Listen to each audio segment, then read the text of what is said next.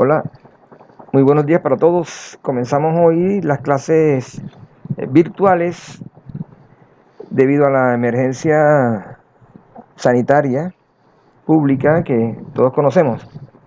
Bueno, vamos a hablar de las diferencias que tiene la revisoría fiscal frente a otros perfiles profesionales como lo son auditoría externa y auditoría interna. Recuerden que el contador público la contaduría pública es una de las profesiones que más perfiles ocupacionales tienen. En ese sentido, pues, los perfiles que vamos a comparar están relacionados con el control. Bueno, comenzamos. Vamos a analizarlo, vamos a compararlo desde 5 ámbitos. El primero, la contratación, eh, la auditoría interna. La auditoría externa es contratada por los accionistas, la junta directiva, el consejo de administración. Es decir, ¿quién puede contratar a un auditor externo? Un socio que está inconforme con la labor de la administración y que sospecha que algo irregular está sucediendo al interior de la administración. Entonces, como hay bastantes socios en muchas empresas inconformes con la gestión de la administración y sospechan de malos manejos. Entonces, solicitan a la junta de accionistas o junta directiva, una auditoría externa para evaluar, verificar qué está pasando. Bien, por su parte, el auditor interno es contratado laboralmente y depende de la gerencia, es decir, que el auditor interno tiene un contrato laboral, es un empleado más de la administración y por ende es subordinado al gerente y a la junta directiva. Fíjense, en cambio la auditoría externa no, es un contratista. El auditor externo es un contratista, no tiene que estar allí, no está vinculado laboralmente, sino civilmente. Y por su parte, el revisor fiscal sí puede tener el carácter de empleado, puede ser contratado laboralmente o de forma civil, y es elegido por la máxima autoridad. Con respecto al contrato laboral del revisor fiscal, ustedes se preguntarán, bueno, pero ¿cómo así? Entonces, ¿el revisor fiscal puede ser un empleado de la empresa? Sí, la respuesta es sí, puede ser empleado. De hecho, en Bogotá, algunas empresas contratan laboralmente al revisor fiscal porque les conviene tenerlo allí las 8 horas del día, permanentemente en su inspección continua. Acá en la costa, por razones de presupuesto, no existe o por lo menos no conozco esa posibilidad de que el empleado sea empleado, el revisor fiscal sea empleado.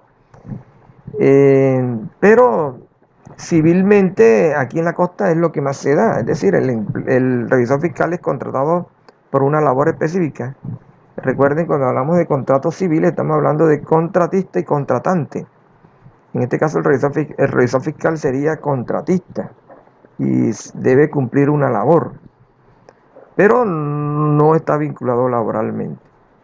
En cambio, en aquellas empresas grandes, medianas, en Bogotá, por ejemplo, sí se estila, sí lo tienen como un estilo de contratación el laboral.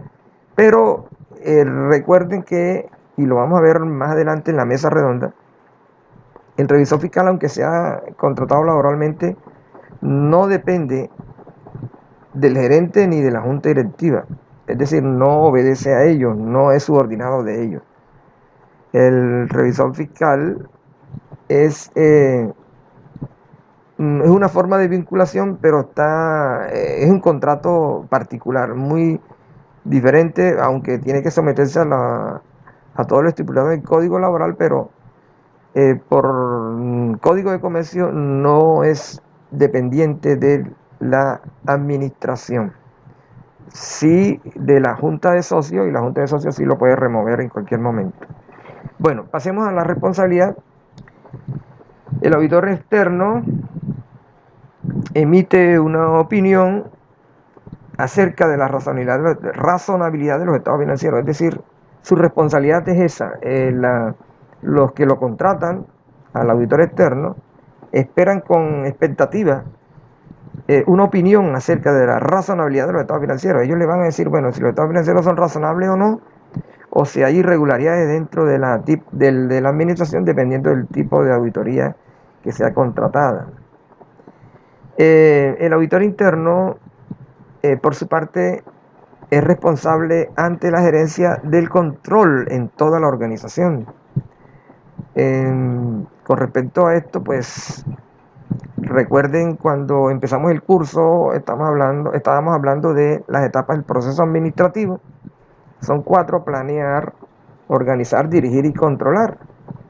Pues bien, muchos gerentes no cumplen con la 4ª etapa, que es el control, porque, bueno, ellos son relacionistas públicos, venden la empresa, son más que todo la cara de la empresa, los que ponen el pecho ante cualquier circunstancia, pero a muchos de ellos no les da tiempo a controlar. Entonces se alegran cuando la junta directiva, junta de socios contratan un auditor interno, porque delegan en ellos esa labor de control en toda la organización. O sea que por eso el auditor interno sí es un subordinado del gerente o de la junta directiva.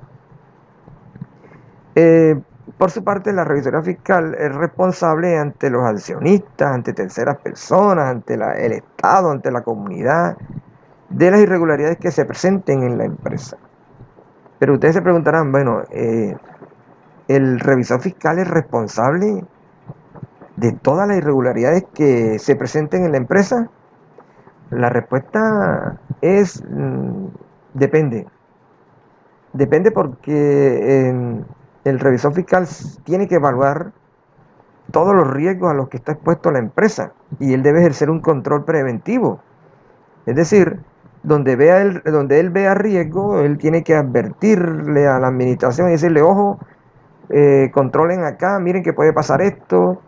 Entonces él tiene que estar pendiente del control interno, evaluando los riesgos. Recuerden que, según COSO, la evaluación de riesgo es un componente esencial, y allí el revisor fiscal tiene que estar, digamos que, estar pendiente de advertir las cosas que pueden pasar. Entonces, en ese sentido, si no los adviertes, si, como les he dicho yo en clase, es un firmón que no va, sino cada 20 días la empresa, de seguro no va a advertir los riesgos y se convierte en el responsable de las irregularidades que se presenten. Es decir, al revisor fiscal lo salva si él advierte los riesgos, si él prevé, ejerce un control preventivo. Al advertir los riesgos, estamos ejerciendo un control preventivo.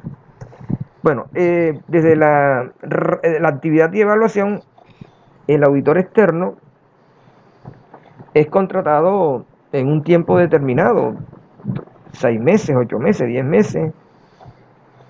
Él hace una primera visita para conocer el negocio, y después hace una visita donde recoge la información, practica pruebas, y después se va para su oficina, procesa los datos y finalmente entrega un dictamen, un informe.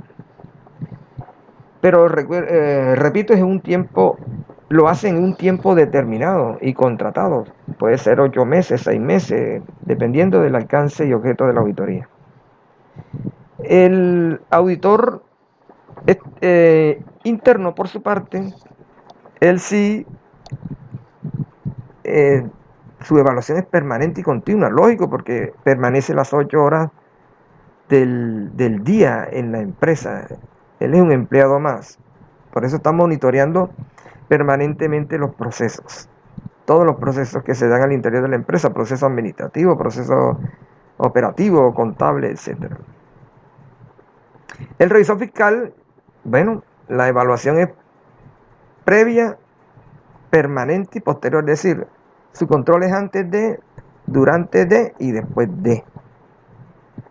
En cuanto al objetivo, el auditor externo está interesado en los resultados, más interesado en los resultados que en los procedimientos que llevan a dichos resultados. Bueno, esto lo que quiere decir es que, y se lo digo por experiencia, en las auditorías externas que yo he realizado, uno cuando es contratado, uno piensa en encontrar hallazgos, en obtener evidencia, casi como para demostrar que el trabajo vale, que sirvió tener a ese auditor, contratar a ese auditor externo. Entonces uno se vuelve un perro sabueso y va en busca de hallazgos de evidencia, lógico, aplicando las pruebas y los procedimientos. Cuando dice que está interesado, está más interesado en los resultados, no quiere decir que deja de lado los procedimientos, por el contrario. Entre más resultados quiera ya encontrar, más procedimientos realiza, más pruebas realiza. Bueno, el objetivo del auditor interno es el control interno. Él está pendiente de que todas las medidas, los procedimientos, las normas, las políticas se cumplan como fueron establecidos. Entonces, es allí el valor agregado de la auditoría interna en una empresa. Y lógico, como él está permanentemente allí las 8 horas, pues monitorea el control interno, que se esté cumpliendo las medidas y procedimientos. Por su parte, el objetivo del revisor fiscal es el todo, ¿eh? Todo, por eso lo resalté, la palabra todo en grande, mayúscula. Es decir, su control es integral. Y aquí volvemos al principio de integralidad. Cubre todo, todo, nada se le escapa. Por eso el objetivo es el todo, el objetivo del revisor fiscal.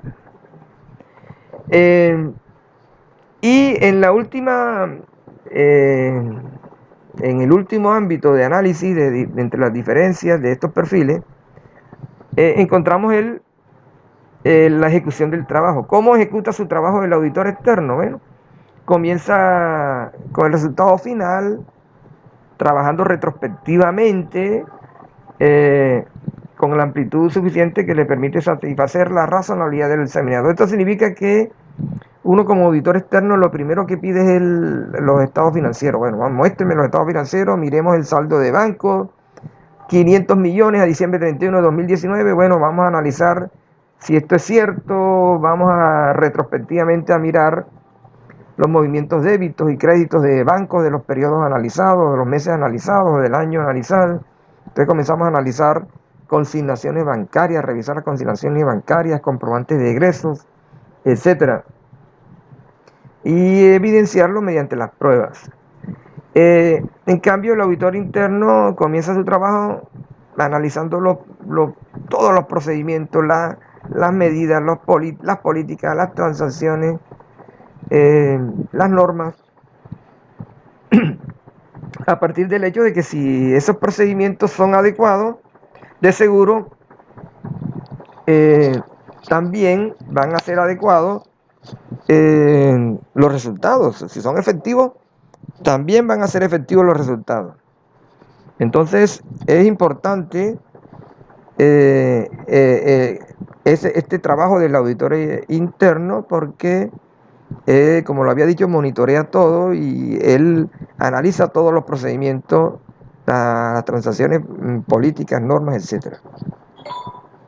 Y el revisor fiscal ejecuta su trabajo, bueno, conociendo el entorno de la empresa, su situación financiera, los estados financieros, evalúa el control interno, porque así lo decía el Código de Comercio. Algo importante,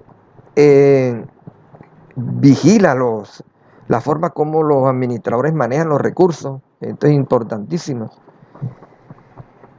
porque el revisor fiscal se da cuenta si el gerente está manejando muy bien los recursos financieros, el dinero, trata bien al personal, y como lo habíamos analizado en la función número 5 del revisor fiscal, evalúa e inspecciona asiduamente los activos de la empresa. Y él finaliza con el dictamen. Tiene que entregar un dictamen al finalizar su periodo.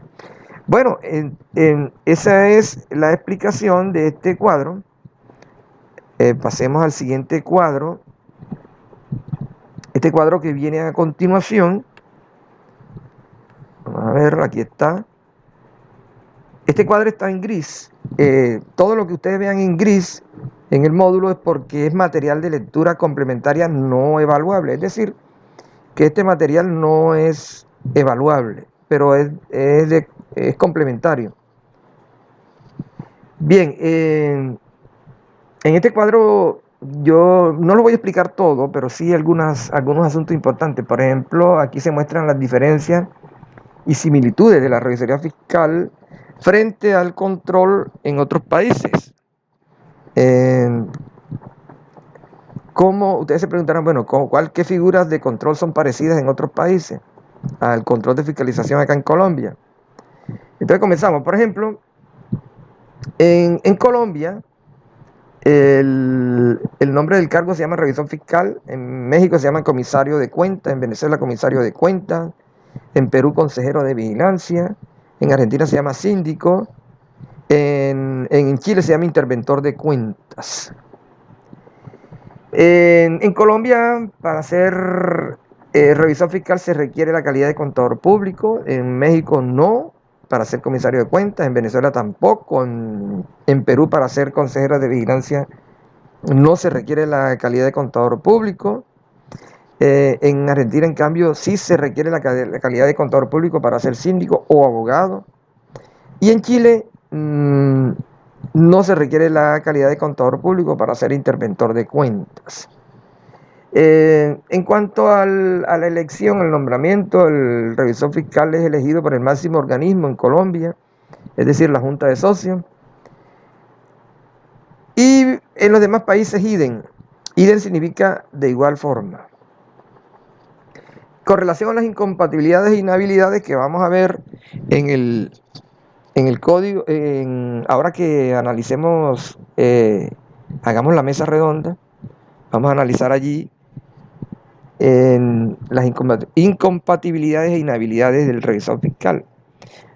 Pero bueno, me adelanto, por ejemplo, a decirles que en Colombia para ser revisor fiscal el revisor fiscal no puede ser socio en la empresa ni tener parentesco hasta cierto grado de consanguinidad. Bueno, en los demás países, en México sí puede ser socio y no tener parentesco. En Venezuela sí y socio, no parentesco. En Perú sí socio, no parentesco. En Argentina no socio y no parentesco. Lo mismo que en Chile, no socio, no parentesco. En cuanto al dictamen, en Colombia el revisor fiscal debe emitir un dictamen, debe emitir informe, memorando, etcétera. En México el comisario debe presentar un informe de irregularidades. En los demás países, informe y dictamen. En Venezuela, informe y memorando. Bueno, y en cuanto a las funciones, ustedes pueden verificar allí, ya nosotros las vimos. Por ejemplo, verificar las operaciones, sí, en Colombia, informe oportuno, debe ser oportuno el informe, sí, velar por que la contabilidad se lleve regularmente, colaborar con el Estado, etcétera. Ustedes pueden ver allí sí, dónde sí y en qué países no. Por ejemplo, en cuanto al control permanente, en Colombia la labor de control es permanente, la del revisor fiscal. En cambio, en México el comisario va una vez al mes, en Venezuela el comisario va cada 3 meses a la empresa, en Perú no indica la legislación, en Argentina cada 3 meses el síndico evalúa lo que está pasando en la empresa y en Chile la legislación no indica. Bueno, a nivel internacional se pueden encontrar figuras de control similares a la del revisor fiscal. Vamos a ver algunas. Por ejemplo, en España la figura se llama censor jurado de cuentas. En Venezuela, Francia, Ecuador, comisario de cuentas. En México lo mismo. En Alemania se llama cuerpo consultivo y de fiscalización, se llama la figura. Y en Italia y Argentina se llama sindicatura. Ok, aquí también está en gris un tema que se llama Lista de chequeo de actividades puntuales del revisor fiscal. Este tema tampoco es evaluable, pero sí es de lectura complementaria. Aquí está muy puntualmente lo que debe hacer un revisor fiscal cuando llega por primera vez a la empresa. Allí está, debe planear, debe verificar la correspondencia, revisar y evaluar el control interno, revisar los estados financieros. Y allí están unos ítems, unos ítems que ustedes pueden ver, por ejemplo, revisar las cuentas, identificar cifras significativas, analizarlas, realizar conciliaciones bancarias, revisar los ingresos a caja, la facturación, los conceptos facturados, los aportes a seguridad social, los desembolsos con sus respectivos impuestos, etcétera. Es decir, todo lo que ustedes ven allí puntualmente. Bien, ya después, bueno, este tema que viene a continuación ya será objeto de otro video. Es el tema que voy a presentarles antes de la mesa redonda que vamos a realizar la semana que viene. En el siguiente video, que puede ser mañana o el domingo, yo les voy a explicar este tema de los entes obligados a tener revisor fiscal. ¿Qué empresas en Colombia están obligadas a tener revisor fiscal? Es todo este tema que ustedes ven aquí. Y ya después viene la mesa redonda. Y allí pues yo creo que el domingo, el lunes, les digo cómo va a ser la metodología de la mesa redonda. Bueno, señores, ha sido un placer estar con ustedes de corazón, pero aunque no nos veamos físicamente, les estoy explicando estos temas. Bueno, que pasen un feliz día. Hasta luego. Chao.